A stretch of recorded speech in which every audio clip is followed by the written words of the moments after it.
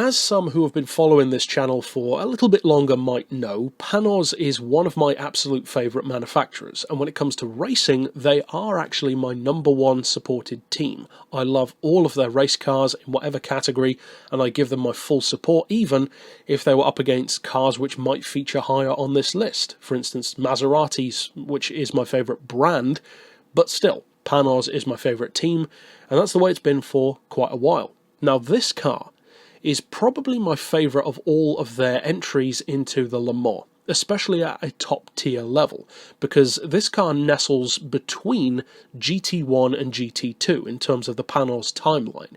Because of course originally, as is very well known from the Gran Turismo franchise, they had the Esperante GTR1 race car, the Batmobile of race cars. Closed top, GT1 regulations, there's a road going version which is awesome, and that car is well known. Then though, in 1998, the rules were changed, and cars were moved into the LMP 900 era, and of course in 99, BMW won the Le Mans itself with the V12 LMR, and then after that Audi kind of became very dominant. However, that does not mean that other teams didn't have success, and Panoz is one of those teams. Now, they didn't win every race they entered, of course not. You wouldn't expect any car to really do that, although some do.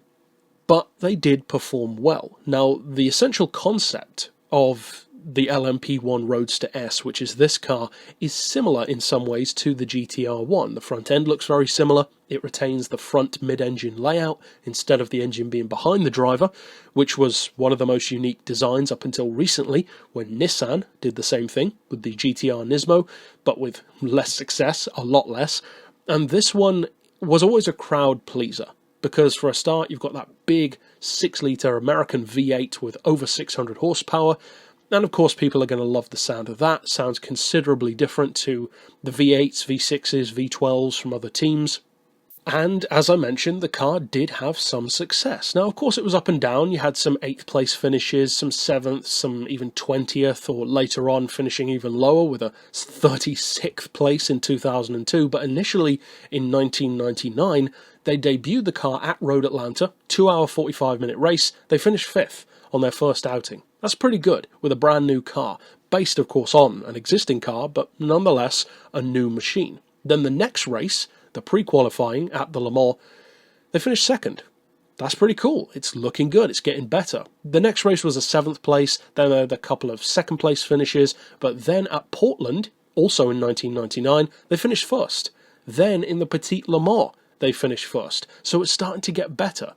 Then though, they had an 8th and a 20th, so it wasn't going amazingly well. Then in 2000, they were a little more inconsistent, more 15th place, 7th, 17th, that kind of region. No podium finishes, unfortunately, for the year 2000. Then in 2001, they had 3rd and 1st among some of their exploits, including Vallelunga.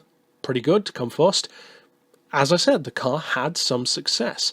Then in 2002, not so much. They had didn't start, a 36th place finish at Sebring, so it was a bit patchy for the car at best, which a lot of race cars have that. You tend to hear about the more successful ones, but of course all cars have more and less success depending on the track, the drivers, the team, the weather even. Of course, stuff like breakdowns, tyre blowouts, all of that factors in. But initially for me, with the Panoz, the reason why I started to love the car so much was actually different to many of the others on the list, because with cars like the Speed 12 or the Espace F1, I love them because of Gran Turismo, whereas with cars like this one, the Panoz, and later on in this series, the Cadillac LMP car, I love those because of the Forza franchise. So it really does go to show the kind of marketing power that a game can have, especially when you're younger. It can, from years and years ago when I saw the cars, develop that seed of love which can develop over time to make you really be into a certain team or a certain car, and then dig more into it, look deeper, see how they did in real life, not just in a game, and it can be a very powerful marketing tool. Certain games can make you hate a car, and then that same car in another game can be awesome. For me, Forza 4 really is where I first noticed the car. The Panoz, of course, was around before that, but I really noticed it on Forza 4. And I love the fact that it's so unabashedly different. It's not afraid to be different. It's, again, the Batmobile of race cars. It just happens to be an open top this time. It's powerful. It's brutish.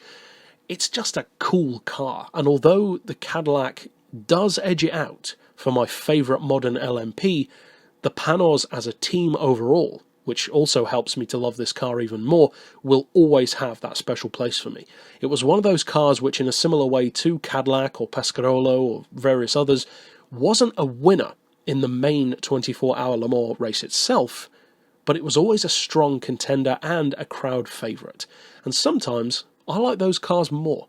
But that's it for this pick overall. Of course, if you are new to this countdown, you can check out all the others by clicking through to the playlist at the end of this video. But for now, as always, thanks for watching.